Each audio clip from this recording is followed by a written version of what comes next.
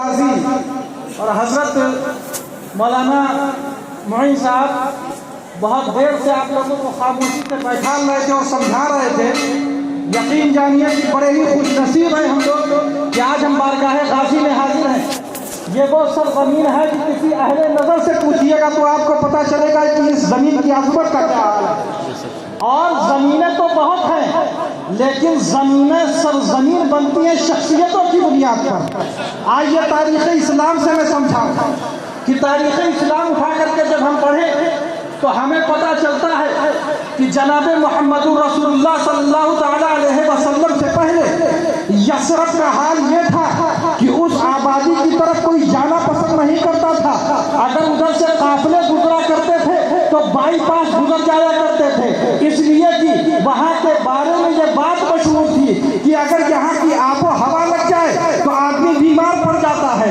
لیکن جب میرے مصطفیٰ ہم سب کے نبی بلکہ سید الانبیاء والمرسلین کے قدومت میمنت نزول جب وہاں پہ پڑھے تو میرے مصطفیٰ کے قدم کے پڑھنے کی وجہ سے وہ آبادی کو یثرب کہلایا کرتی تھی، مدینہ طیبہ بن گئی.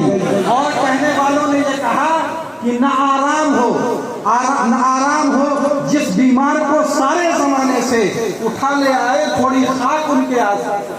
اب تو اس خاک کو لا کر کے کسی بیمار کو لگا دیا جائے تو بیمار شفایاب ہو جاتا ہے. اور میں اس آبادی کے بارے میں کیا کہوں گا. آئیے کسی بڑے کی بارگاہ میں چلے اور اس سے پوچھیں کہ مدینہ طیبہ کا کیا حال ہے. حضرت قاضی عیاض فرماتے ہیں اپنی شفا شریف میں، الشفا فی تعریف حقوق المصطفیٰ، بڑی مشہور کتاب ہے.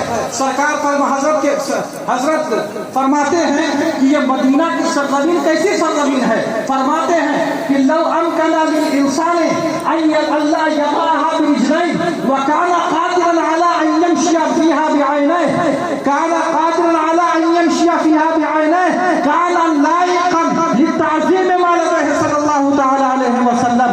کہ یہ وہ سرزمین ہے کہ اگر آدمی استطاعت رکھے، انسان استطاعت رکھے کہ وہ اپنے آنکھوں کے بل چلے تو یہاں قدموں سے نہ چلے بلکہ اپنی آنکھوں سے چلے.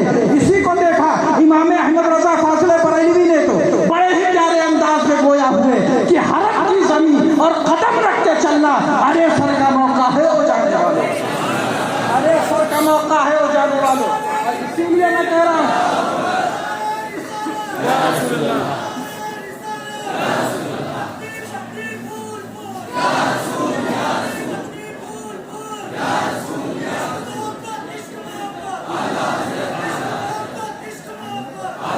نسبت لگ گئی تو یثرب مدینہ بن گیا.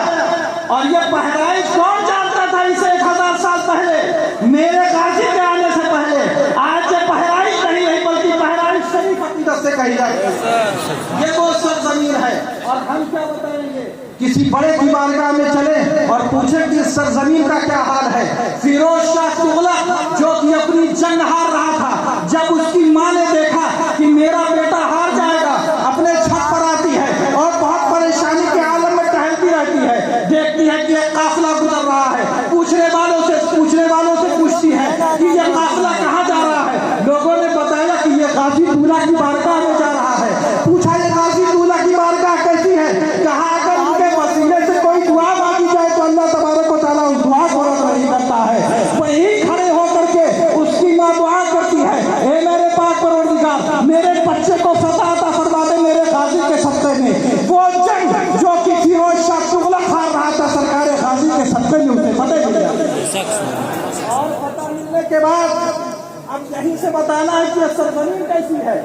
کہ جب وہ فتح یاب ہوا اس کی ماں نے کہا کہ میرے غازی اگر میرا بیٹا فتح یاب ہو کر کے لوٹے گا تو میں اپنے بچے کو بادشاہ کی شکل میں نہیں بلکہ فقیر بنا کر کے بھیجوں گی. اور جب وہ لوٹ کے آیا اس کی ماں سے اپنی ماں سے کہنے لگا کہ میری ماں آج میں جنگ جیت کر کے آیا ہوں. اس کی ماں نے کہا بیٹا تو نے یہ جنگ نہیں جیتی ہے بلکہ میرے غازی نے اس جنگ کو جتوایا. اور جب جیت کر کے آیا اور یہاں جب پہنچا راجہ فقیروں کی طریقے سے اس بارگاہ میں جا، اس لیے کہ یہ جو فتح ملی ہے انہی کا صدقہ ہے. یہاں جب آیا تو بہت سارے لوگ اس زمانے بھی موجود تھے، کہنے لگے